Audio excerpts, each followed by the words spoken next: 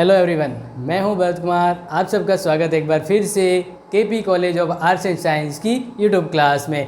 हम देख रहे हैं बीएस सेकेंड ईयर और सब्जेक्ट है पॉलिटिकल साइंस, जिसमें लेसन नंबर 5 और इस 5 लेसन का ये थर्ड पार्ट है। और थर्ड पार्ट में हम देखेंगे थॉमस हॉब्स के सामाजिक समझौता सिद्धांत, यानी थॉमस हॉब्स का जो फेमस सिद्धांत है सामाजिक समझौते का सिद्धांत, वो हमें जानना है। क्योंकि ये जो विचार है आपने इनके 12th या उससे कहीं आसपास इन विचारों को जाना होगा, देखा होगा। वो आज हमें इसको बहुत ही अच्छे से देखना है, क्योंकि एग्जाम में, आने वाले एग्जाम में भी इनसे संबंधित प्रश्न जरूर पूछे जाते हैं। तो आपको क्या करना है, बैठिए अच्छे से अपनी जगह पे और नोट्स कॉपी पेन हाथ में रखिए और जो पढ़ा रहा हूँ, जो इंपॉर्टेंट लग रहा है उसको नोट भी करते रहिए, क्योंकि ये आपके एग्जाम में आने वाला है। ठीक है, तो हम स्टार्ट करते हैं। तो आपको ध्यान रखना है सामाजिक समझौता सिद्धांत। तो अब यहाँ पे आप सिंपल से ध्यान रखना है, सामाजिक और समझौता यानी ये सामाजिक यानी समाज और समझौता, इनके बीच एक समझौता है जिनको हम यहाँ पे अच्छे से समझेंगे। तो पहले हम ये जानते हैं थॉमस हॉब्स के अकॉर्डिंग कि सामाजिक समझौते के अंतर्गत है कौन। ठीक है ना, क्योंकि देखो जिनको नहीं पता है इनको पहले से मैं बता देता हूँ कि एक तरह से एग्रीमेंट हुआ था। ठीक है ना, अब ये एग्रीमेंट कैसा है, ये एग्रीमेंट थॉमस हॉब्स कहता है कि बहुत समय पहले जब राज्य नहीं हुआ करते थे, हाँ राज्य नहीं हुआ करते थे, तो फिर राज्य कैसे बना, कैसे राज्य अस्तित्व में आया। तो ये यानी स्टार्टिंग की जो बात है, बहुत टाइम पहले का, उनके बारे में जब थॉमस हॉब्स कहते हैं कि जब राज्य नहीं था तो ये राज्य कैसे हुआ, कैसे अस्तित्व में आया। तो हुआ यूँ था कि उसको बताने से पहले ये बता देता हूँ कि पहले के समय मानव का व्यवहार, मानव का स्वभाव कैसा था, ये जानना जरूरी है। तो मानव स्वभाव के बारे में अगर आपको पता हो तो मैकियावेली ने क्या कहा था, मानव बहुत ही स्वार्थी है। ठीक है ना, उनके बारे में नेगेटिव विचार, मतलब वो नेगेटिविटी को ज़्यादा शो किया था। तो अब इसमें यही देख रहे हैं कि पहले क्या था कि लोग हैं वो एक होता है ना कि जिस पर एक व्यवस्था नहीं होती बिल्कुल भी, जंगली व्यवस्था कैसी होती है, जहाँ पे ना कोई कहने वाला है करने वाला है, एकदम जानवरों की तरह घूमते रहते हैं। तो इस तरह की जो व्यवस्था हुआ करती थी तब उस समय क्या था, उस समय सबसे इम्पोर्टेंट चीज़ है वो ये था कि लोगों को समझौता क्यों करना पड़ा। तो इसमें चीज़ें यहाँ पे बताऊँगा। तो इसका सबसे पहले आपको ये जानना है कि थॉमस हॉब्स ने कहा कि मानव बहुत ही स्वार्थी था। मानव क्या था, स्वार्थी था। और इस स्वार्थ के कारण वह सदैव अपने हित के बारे में सोचता था, अपने औरों के हित के बारे में न सोचकर अपने हित के बारे में, जिससे क्या था आपस में ही लोग लड़ जाते थे। लिप्सा कहने का ये मतलब है कि हॉब्स के अनुसार मानव प्राणियों का परीक्षण ये सिद्ध करता है कि कोई बहुत बड़ा अंतर या विषमता नहीं थी, लगभग सभी में बराबर थे, लेकिन शारीरिक और मानसिक दृष्टि से इनके विचार अलग होते हैं। तो हॉब्स ने कहा कि कुछ लोग ऐसे थे जो स्वार्थी थे, कुछ भलाई के भी थे, लेकिन सब हैं वो एक राज्य हित के बारे में नहीं सोचते थे।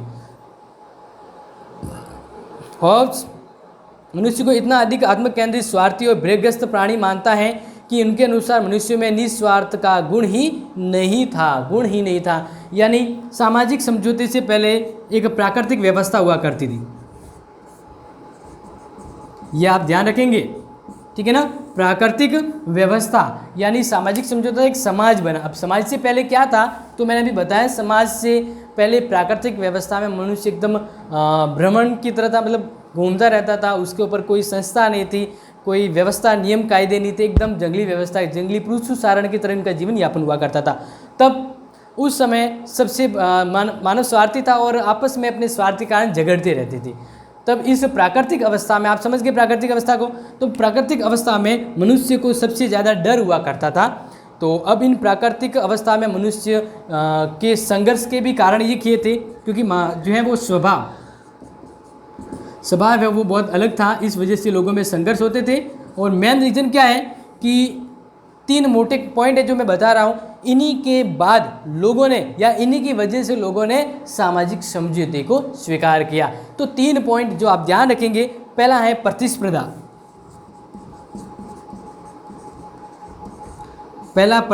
प्रतिस्पर्धा का मतलब ये है कंपटीशन। तो कंपटीशन का यहाँ मतलब ये है कि लोग जो है वहाँ पे उस समय जो अपना जीवन यापन कर रहे थे, तो वे क्या करते हैं अपने लाभ के लिए, क्योंकि कोई जब नियंत्रण करने वाला कोई नियमावली या कानून नहीं होता तो लोग आपस में लड़ते हैं। तो फिर कंपटीशन के उस दौरान के युग में लोग अपने खुद के फायदे लालच लाभ के लिए आपस में लड़ने को तैयार हो जाते थे। यानी जो अभी जैसे कहते हैं ना कि कंपटीशन का कैसे ज़माना है, तो उसमें नियम कायदे होते हैं और जो सिलेक्शन होता है, मतलब जो अच्छे नंबर पास होता है उसका सिलेक्शन होता है। लेकिन वहाँ पे ऐसा नहीं था, तो वो उन फिर लाभ के कारण इस प्रतिस्पर्धा और प्रतिस्पर्धा में वो लाभ के कारण आपस में लड़ते थे, ठीक है ना। और दूसरा कि क्यों सामाजिक समझौता करना पड़ा, तो दूसरा रीज़न था भय। दूसरा रीज़न आप ध्यान रखेंगे, भय, डर एक ऐसी चीज़ होती है जो लोगों को कुछ भी करने को तैयार हो जाती है। यानी डर की वजह से लोग आपस में मारकाट मरने को भी तैयार हो जाते हैं या अव्यवस्था भी उत्पन्न करते हैं। डर एक ऐसी चीज़ है जो अव्यवस्था भी उत्पन्न करता है। तो यहाँ पे ये कहते हैं कि भय के कारण लोगों को अपनी खुद की सेफ्टी की ज़रूरत पड़ी। उन्होंने कहा कि अब इस तरह का जब माहौल है, ये यहाँ पे दो पुलिस व्यवस्था, मतलब उस समय जो जिसके पास पावर था वो धाक जमाता था और दूसरों को बहुत ही मुश्किल जीवन दुष्कर हुआ करता था। तो जब इस तरह की व्यवस्था होती है, यानी सब जगह भय हुआ करते थे, तब हमारे जैसे कोई ऐसे लोग हैं सामान्य से, तो वो क्या चाहेंगे यार, अगर कोई सबके ऊपर एक व्यवस्था होती ना, तो वो सबको कंट्रोल में रखता, तो सभी अपना मस्त जीवन यापन करते। लेकिन उस समय क्या था कि शक्तिशाली का राज हुआ करता था, ठीक है ना। जो सबसे शक्तिशाली है, पावरफुल है, वह दूसरों को, निर्बलों को मार के मजे लिया करते थे, यानी अपना कार्य करते रहते थे। तो इस तरह से भय की वजह से उन्हें सुरक्षा की चिंता हुई। किसकी सुरक्षा हुई? सुरक्षा,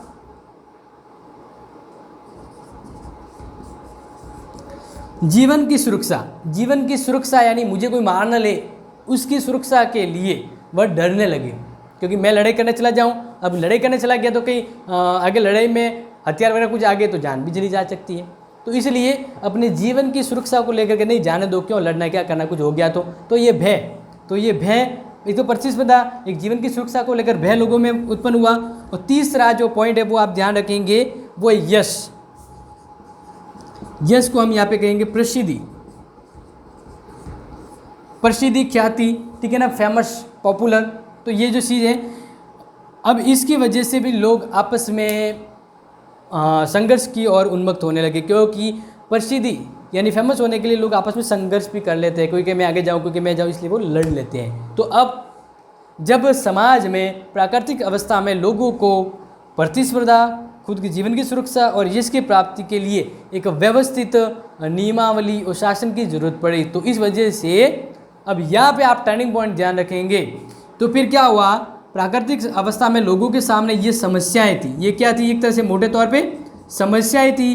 तो इन समस्या कैसे क्या करना था? छुटकारा, इस समस्या से छुटकारा पाना था, ठीक है ना। तो छुटकारा पाना था, तो फिर हुआ क्या? छुटकारा पाने के लिए फिर उन्होंने एक डिसीजन लिया। वो जगह जहाँ पे वो सब रह रहे थे, उन्होंने एक डिसीजन लिया सब ने मिलकर कि हम अपनी शक्ति, अपना सब कुछ है वह किसी एक व्यक्ति को समर्पण कर देंगे और उस व्यक्ति की जिम्मेदारी रहेगी कि वो हमारे जीवन की, हमारी और हमारी संपत्ति की सुरक्षा करे। तो इस तरह से सभी लोगों ने अपनी आम सहमति से मिलकर अपना सब कुछ एक व्यक्ति को दिया। उस एक व्यक्ति को अपनी सब कुछ शक्ति संप्रभुता दी और उस एक व्यक्ति को कहा कि आप हमारे ऊपर राज करिए। तो सबने मिलकर ये जो समझौता किया ना, वही समझौता है थॉमस हॉब्स का सामाजिक समझौता सिद्धांत। इसी तरह से थॉमस हॉब्स कहता है कि इन्हीं कारणों से लोगों ने मिलकर एक समझौता किया और समझौते के तहत एक राज्य, एक शासन व्यवस्था प्रकट हुई। तो क्यों, समझ में आया कि नहीं आया? कहीं कुछ दिक्कत हो रही है क्या? नहीं हो रही है? मतलब कहने का ये रीज़न है, आपको ये जो मैं बता रहा हूँ वो समझ तो आ रहा है ना। अगर कुछ नहीं आ रहा है या मान लीजिए कि आपको कभी कुछ दिक्कत हो जाए तो कमेंट बॉक्स में आप ज़रूर मेंशन करें, ताकि क्या मैं उसका रिप्लाई दे सकूँ। अगर बिना कंफ्यूज या बिना कुछ परेशानी कर आपको सीखने में, समझने में आ रहा है तो ये बहुत अच्छी बात है।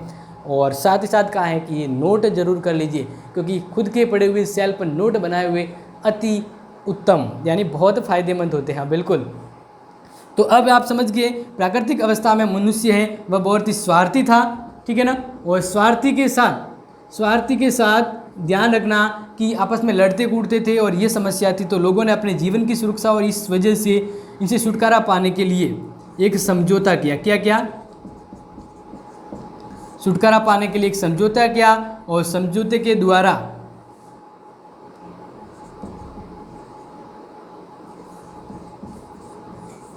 अब यहाँ से ध्यान रखिए, उन्होंने इन समस्या थी, इन समस्या से छुटकारा पाने के लिए समझौता किया और समझौते के दौरान उन्होंने समर्पण किया। क्या किया? समर्पण। समर्पण का मतलब ये होता है कि सब कुछ त्याग दिया, त्याग दिया। और ये त्याग किसी एक व्यक्ति संस्था को, किसको दिया? एक व्यक्ति या संस्था को। तो अब यहाँ पे ये चीज़ आपको ध्यान रखनी है, ठीक है।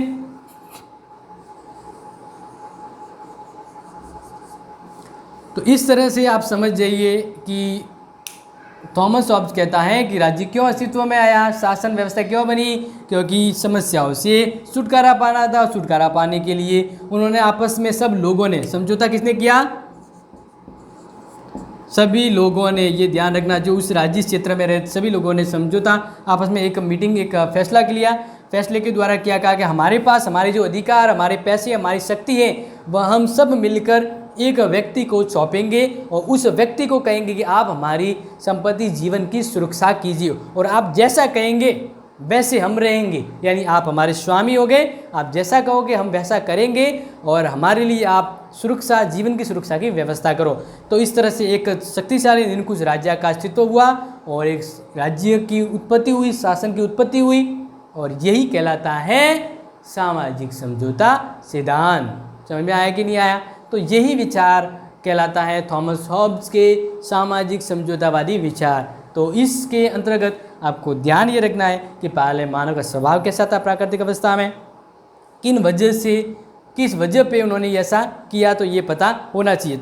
अब ये तो आपने समझ लिया। कुछ ऐसी इंपॉर्टेंट तथ्य हैं या थॉट है जो आपको समझना है, जानना है, तो आगे बने रहना है। तो देखिए आगे,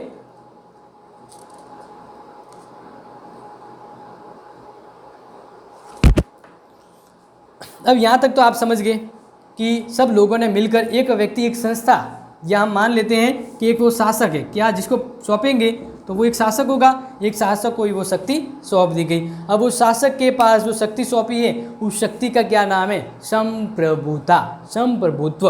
तो अब हम वही आगे देखेंगे। तो ये आपको नोट कर लेना है क्योंकि बहुत इंपॉर्टेंट है और अगर आपने ये नोट कर लिया, समझ लिया ना, तो आपको दोबारा यही टॉपिक समझने के लिए समय व्यर्थ करने की ज़रूरत नहीं है। जिस तरह से मैंने समझाया है तो ये फुल एंड फाइनल हो गया आपके लिए, ठीक है। तो इस सामाजिक समझौते के तहत संप्रभुता कैसी थी? तो संप्रभुता का हम स्वरूप देखते, क्या देखते हैं? स्वरूप यानी नेचर, कि वो जिस राजा को ये शक्ति सौंपी गई है ना, उस राजा के नेचर कैसा है, उसके पास जो शक्ति है वो शक्ति का स्वरूप कैसा है वो जानना है। तो आगे देखें, हॉब्स ने इस सिद्धांत का सर्वप्रथम और सर्वप्रमुख निष्कर्ष यह निकाला कि हॉब्स राज्य को अपरिमित संप्रभुता प्रदान करता है। इसके द्वारा संप्रभुता किसे मिली है? ये संप्रभुता एक राज्य को मिली है और राज्य में किसको मिली है? शासक को मिली है, ठीक है ना। तो इसको ये संप्रभुता मिली है, ये असीमित है। असीमित का मतलब इसके ऊपर कोई नियंत्रण करने वाला नहीं है, लिमिटलेस हो गई है। तो अब आगे इसको और देखते हैं। तो इसके अकॉर्डिंग फिर ये होता है कि जब ये असीमित संप्रभुता होती है तो उसके अनुसार व्यक्तियों के लिए सभी परिस्थितियों में राज्य के आदेशों का पालन करना अनिवार्य होगा। जब राज्य ये है, इसको सर्वशक्तिशाली बना दिया गया है, तो इसके जो आदेश है वह सभी को मान्य होंगे।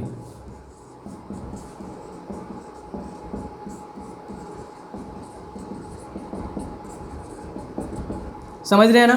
तो ये आदेश है वो सभी को मान्य होंगे। और दूसरी बात ये आती है कि संप्रभु शासक की शक्ति सीमित रहेगी। अब यहाँ पे सीमित रहने का मतलब है कुछ लिमिट में रहेगी। तो संप्रभुता उस राज्य के पास है और राज्य के अंतर्गत तो राजा जो शासन कर रहा है। तो यहाँ पे एक चीज़ है जो आप ध्यान रखना है, यहाँ पे ये कहा गया है कि जैसा राजा चाहेगा, राज्य चाहेगा, वैसी ही जनता रहेगी। वैसे ही जिस तरह से राज्य चाहेगा वैसे ही लोगों को कानून प्राप्त होंगे, अधिकार प्राप्त होंगे, लेकिन लोगों को उसका विरोध करने का अधिकार नहीं होगा। सिर्फ एक कंडीशन है जिसके तहत लोग इस शक्तिशाली जो शासक है इसके विचारों का विरोध कर सकते हैं, वो है, ऐसा कब होगा, जब कंडीशन आ जाती है जीवन की सुरक्षा। समझ रहे हैं ना, जीवन की सुरक्षा। तो इसको ऐसे समझना है कि जब सब लोगों ने मिलकर अपनी शक्ति, अपना सब कुछ समर्पण एक राज्य को दे दिया, राज्य के अंदर राजा है वो शासन कर रहा है, तो जब राज्य या फिर राजा है वो लोगों की जीवन की सुरक्षा नहीं कर पाएगा, या ऐसे कानून बना दे जहाँ पे लोगों की जीवन की सुरक्षा संभव नहीं है, या राज्य है वो लोगों को ऐसे काम के लिए तैयार कर दे जहाँ पे लोगों को अपने जीवन है वो देना पड़े, तब लोग उस शासक की, उस सरकार की, उस राज्य की आदेशों की अवहेलना कर सकते हैं।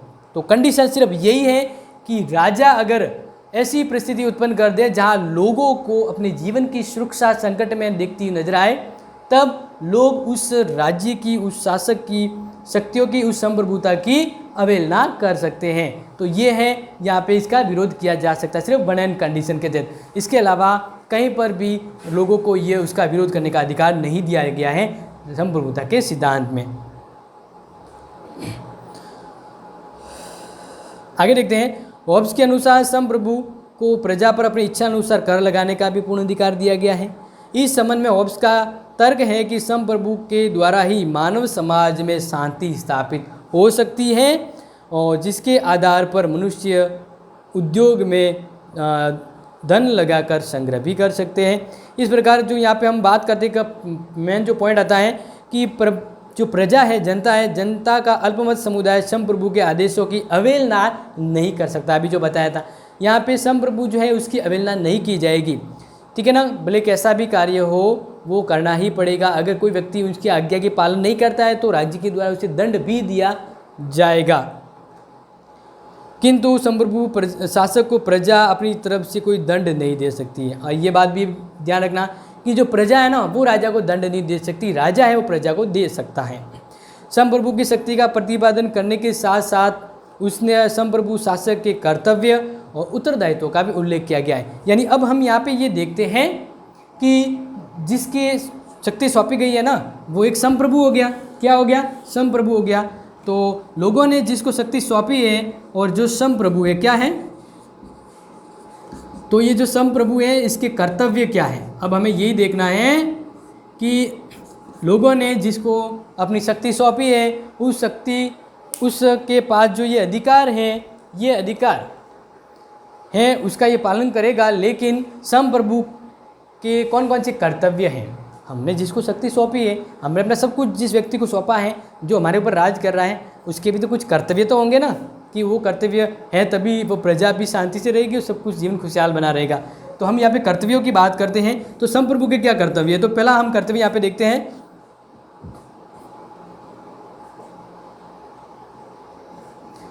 पहला कर्तव्य है कि राज्य व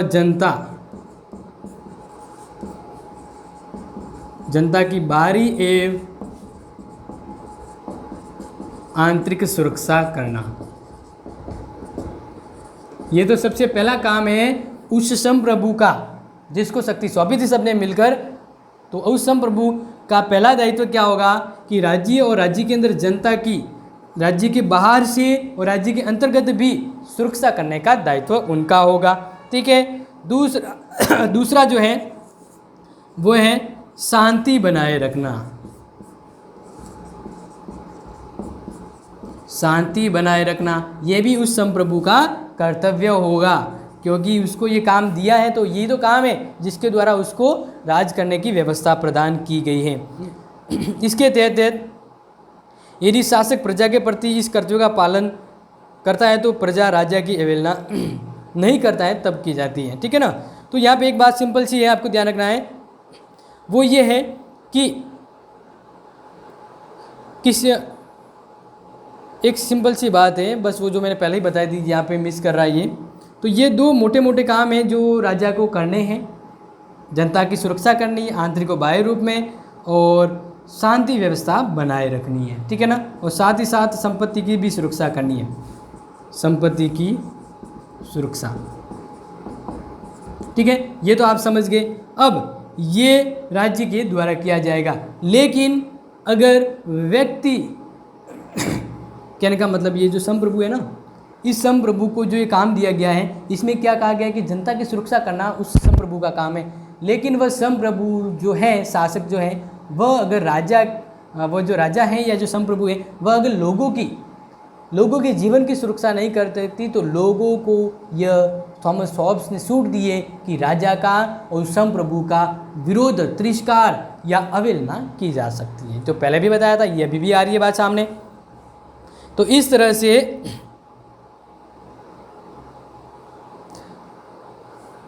फाइनली ये बात आ जाती है सामने कि हॉब्स का भाविन बुद्धिवाद राज्य केवल उपयोगिता के स्तर पर ले जाता है और उसके सिद्धांत में राजभक्ति के प्रति इस सम्मान और शक्ति का कोई स्थान नहीं रहता। यानी यहाँ पे कोई सम्मान वगैरह नहीं है राजा का प्रजा के प्रति या प्रजा का राजा के प्रति। ये एक बॉन्डेज है, सोशल बॉन्डेज है, जिसके तहत लोगों ने अपनी शक्ति उसको दी है, उसके बदले लोगों ने उससे सुरक्षा ली है। लोगों ने समझौते के तहत अपनी शक्ति राजा उस संप्रभु को दी है और उसके बदले लोगों ने उनसे अपने जीवन की सुरक्षा ली है। तो यही है जो हम कहते हैं थॉमस हॉब्स के सामाजिक समझौतावादी सिद्धांत, विचारधारा। ठीक है ना, तो ये आपको समझना है। अब इससे संबंधित अगर आपके कोई कन्फ्यूजन रह जाता है तो आप जरूर कमेंट बॉक्स में मेंशन कर सकते हैं। अदरवाइज हम मिलेंगे नेक्स्ट वीडियो में थॉमस हॉब्स के कुछ बेहतरीन विचारों के साथ। तब तक के लिए thank you, have a nice day.